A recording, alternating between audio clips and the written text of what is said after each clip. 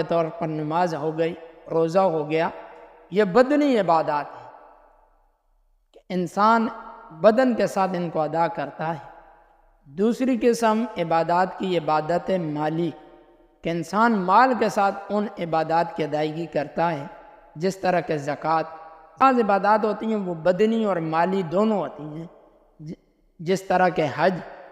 اب جو بندہ حج پر جاتا ہے وہ اپنا مال بھی خرچ کرتا ہے، اور وہاں پر جو حج کے مناسک ہیں ان کی ادائیگی کرتے وقت انسان بدن سے ان اعمال کو ادا کرتا ہے، تو یہ عبادت مالی اور بدنی دونوں طرح کی ہو گئی۔ تو بہرحال نبی علیہ السلام نے فرمایا تعبدوا اللہ ولا تشرک بہ شیئا، عبادت کوئی بھی ہو، جب آپ عبادت کر رہے ہوں تو عبادت صرف اور صرف رب کی کرنی ہے، اس کے ساتھ کسی کو شریک نہیں کرنا۔ پھر آگے ان عبادات کی